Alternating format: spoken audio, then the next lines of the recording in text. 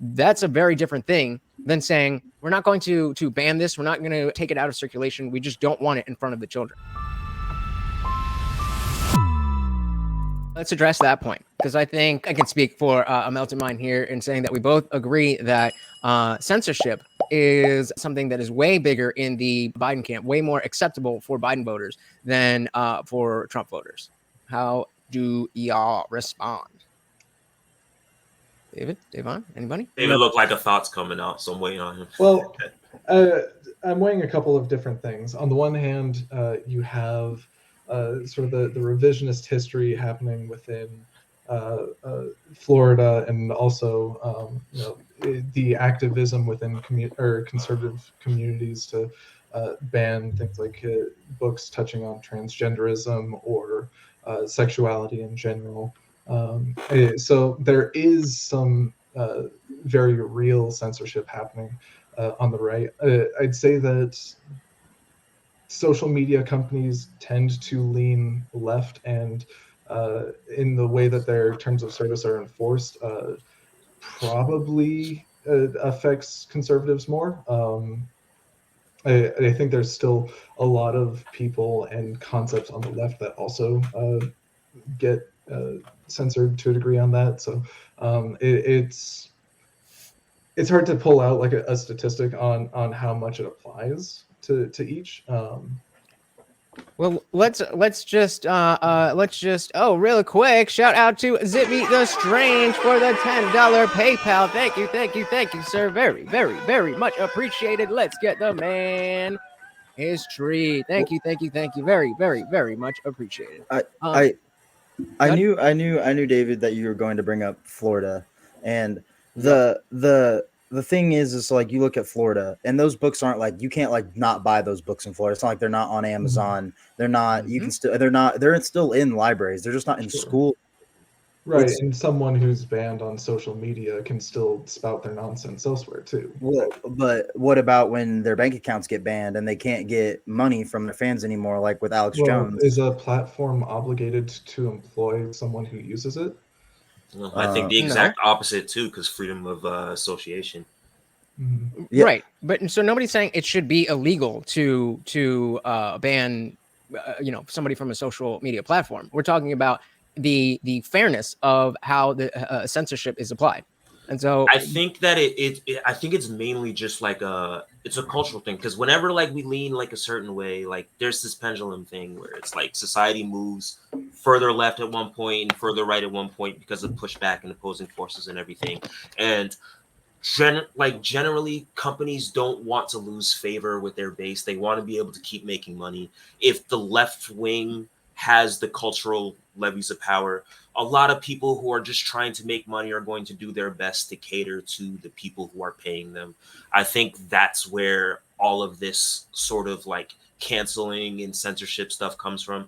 I'm not a big fan of it. I'm not a big fan of deplatforming and everything, but I can see the reason why these companies and even like people in the government in certain situations would want to sort of like be like, okay, we need to either put these corrections out. We need to make sure this is the case. We need to reach out and let you guys know like this could be an issue. I just think social media complicates everything way more. And it's put people at odds with how they feel about freedom of speech because of it. Let's not even say social media now. Let's say your bank account, like they did with Alex Jones and they've done with other people. They had MasterCards and MasterCard canceled their bank account. Let's say Trump or Elon Musk tomorrow buys your bank that you go through and says, I'm going to look through everyone's account here and I'm going to get rid of all Democrats. I'm going to close their bank accounts down and I'm going to give you back your money and you're going to have to figure out what to do with it. All your accounts are closed now. When did this happen with Alex Jones? Just back when he got banned from all the websites and everything. No, like 2016-ish. Yeah, around 2016, 2017, around there. I think it was before. I think it was right before Trump got elected. Okay, I'm just trying to align this with like his comments on Sandy Hook, because something like that. I know like since. So let's bring it a little bit closer back to the core of the issue with Daniel's question here. So playboys are not in school. Are you saying there should be?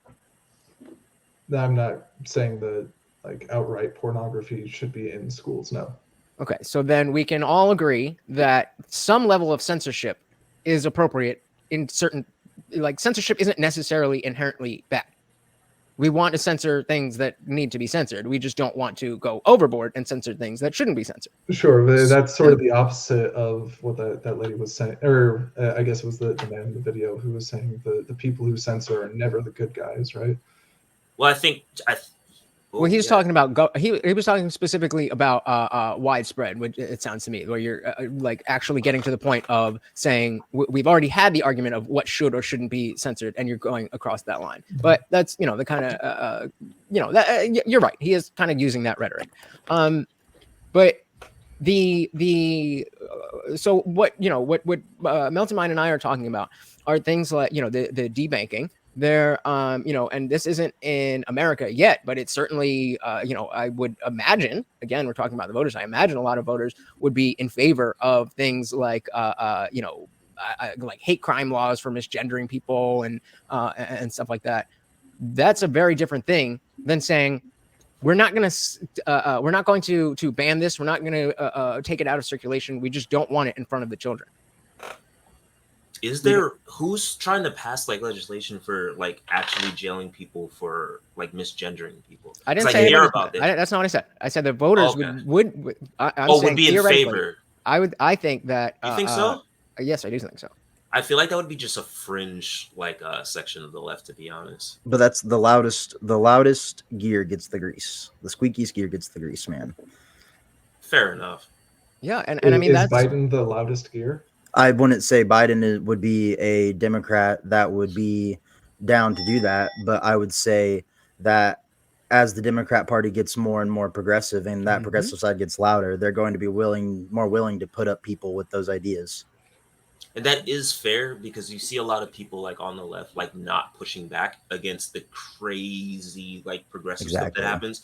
And that becomes an issue. But I also don't think that society, at least in my personal view, I don't think the pendulum ever moves to the point where it doesn't swing back. I feel like if things keep going a little too far left, as we're seeing now, things are going to come back to the center and maybe go even a little further right. I don't think we're ever going to get to the point where things like that are going to be accepted widely or even like passed through. So you're saying it would be a good thing for the pendulum to move to the right of where it is?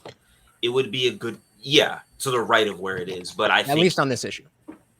On a few issues, but I think just in general, like I wouldn't say culturally, but I would say just the way that we like engage with certain things. I feel like we, in general, are like expected to engage with the progressive mindset, like as a whole. I think that things, at least for me personally, because that's where I lie, I think things should be a little more to the left, like in general.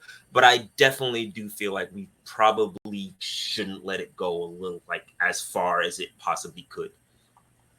Fair enough. Yeah. As I think it was either you or David was talking about how Trump lost a lot of his voters with his abortion views. I would say that's a real version of the loudest parts of conservatives were saying ban abortion outright.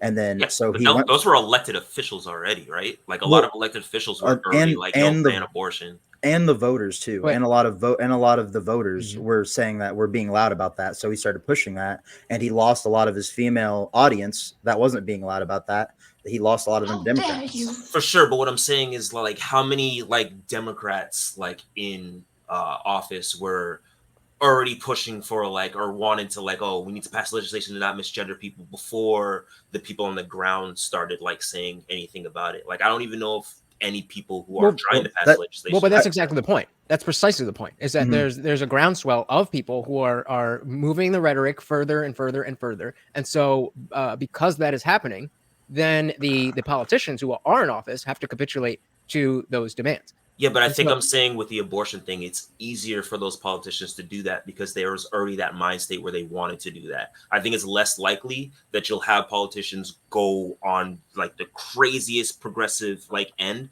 of things, even if people on the ground really want it. I think there's a limit there, as where on the Republican side, there were already politicians that were already down to like try and ban abortion. So it Right. didn't I really mean, matter what the the people on the on ground were ending saying. abortion in the U.S. Has been like a centerpiece of the Republican mantra for a long time. Yeah. Well, So the abortion- politicians were already extreme. They weren't going to be radicalized by the base. They already had that in mind anyway. The pendulum that is like the abortion pendulum is in motion now. Abortion used to be completely illegal in all 50 states, and then we got Roe v. Wade, so the pendulum moved a little bit. It became more states, but now people on the right were trying to push that back and try to get rid of Roe v. Wade. Now you see the left, even now they're trying to make it to where all abortion is legal, and no matter what date, and in all states. You see that as the pendulum moves one way, like people are like, okay, we got Roe v. Wade, we're happy, and then they ban Roe v. Wade. You see now people are like, no, we need abortion in all 50 states, 9 months, up to 9 months. You see people say that now. Mm-hmm. So you see, as one side tries to, since the pendulum was on the farthest side where abortion was legal all times, and then it swung a little bit because people were tired of that, and then now you see it even swinging even more because people tried to push back to the left again or to the right. So now you see it swing left even more. But I guess if you look at like where the core of the party is, right, sort of around Biden's policies, he believes that the standard ought to be what Roe v. Wade set in motion, right, which was easy access early within a pregnancy, and then more restrictions towards the end, geared towards medical necessity and things like that. And I would say Biden is definitely more center left than he is a far left person. And I would say Biden is definitely not one of the loudest one of the loudest gears in his party. But he gets the votes, right? Right. Well, but that definitely brings up the difference in why people are voting for the candidate. Most of the people who are voting for Trump are rah MAGA, where it seems like most of the people who voted for Biden were just like orange man bad. So there's a difference in the reasoning there, and so it makes sense that we would see different I guess different emotional, like different levels of emotional connection to specific issues. Yeah, cool. All right. Let's get this from Bill Bradley before we move on. Says Roe v. Wade standard of viability. A 24-week cutoff is considered late term by basically the standard of every EU nation. Roe v. Wade is in fact far left even by Western standards. The general cutoff is 15 weeks. Well, I'll tell you that, I wish we still had Roe v. Wade. I wish we still had Roe v. Wade. This is a zero-sum issue. If you believe that life begins at conception, there's no way around that. If you don't believe that life begins at conception and you're going to put an arbitrary line at consciousness or heartbeat or pain, the ability to feel pain or anything else, then that's a fundamental disagreement, because what we're actually talking about is, are you killing a human being, yes or no? And so that specifically is one of the issues that is zero sum, where I think most issues there is some middle ground. And even with a zero sum issue, Roe v. Wade seemed to be the best we were going to, for somebody who believes that abortion is more murder, that is probably the best we were ever going to get. So I don't know about that one. I think even though, again, that I am somebody who believes that all abortions are murders and that life begins at conception, I don't. I don't think. I mean, well, where else would it be? It's not. I don't think the issue, at least people who are talking about consciousness and sentience, they're not saying that life doesn't begin. I think that they're saying that the value that we place on this life begins at a certain point, based on the faculties that it has to sort of have a conscious experience. So it's not that it's not life, it's just that it's not life that people value. So when does it become a life that people should value?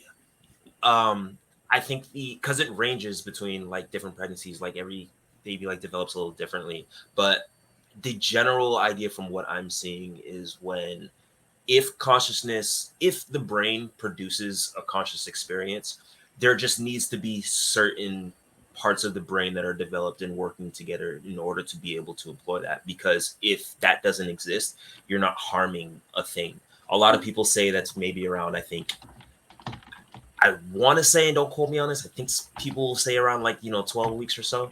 I've heard some people say like even more like 20 or so. Yeah, But I'm more familiar with like Destiny's argument that he's on consciousness and he says 20 to 24 weeks. And I mean that still just seems arbitrary to me, because if there is a if there's a range, then there's no on or off switch. And so the same way, there's no point that once you're born, there's no day that you become from an infant to a toddler. There's no day that you go from an infant to an adolescent to a teenager to a young adult to all these but things. there is a moment. There is a moment where the lights are on and they're off, right? Right. Like that does happen. So there is at some point a light switch. I think even with Destiny's argument, it's like he says even a little bit before that would be the best case. So you're not sort of playing with that sort of like very misty like line, starting it a little bit earlier. But it seems to be the case that when like the brain is the important part, that's you. Employing that conscious experience is you. It makes sense to draw the line at that point, whatever point it may be. Science could advance to the point where we do figure that out, maybe, but it seems that playing it safe around, at least like if you do believe it's 20 weeks, try playing it around like like 18 or so. That just makes the most sense to me. Yeah. And I mean, the argument itself makes sense to me. I just can't get past the idea that on a balance of probabilities, if you don't do the abortion, despite the fact that there's no conscious experience, the process of that conscious experience being, born is already in motion. And so that's kind of where I just don't see any. I think it's just the you know? other factors that like contribute to if that person was to have the baby, those things need to be considered. So I think there's a reason why you sort of like have to sort of like think about that. I feel like it is an important question that we should be trying to figure out, because if there were no negative ramifications for certain people having a child, then it would matter less, but there are, and those things need to be addressed. So we do sort of got to like think about that, at least in my opinion. Fair enough. And again, point of being here is not to get into the weeds in every issue, but it's good to get into it a little bit, because we are voters, and so as much as we're looking at these people and seeing like, oh, okay, how do they compare to what we think of? What we are ourselves voters. So it gives us an ability to see where do we stand. And I'm sure even, between me and Melton Mine, we have a lot of disagreements, and between you two, a lot of disagreements as well. And so that's something that we definitely have to remember, that there is a range of opinions in either camp. And even saying, the two camps is already simplifying it to a grand degree. Thanks so much for watching, guys. If you enjoyed that clip, check out the full live stream link in the bio, and catch me live every Monday, Wednesday, Friday, 8 p.m. Eastern. See you there.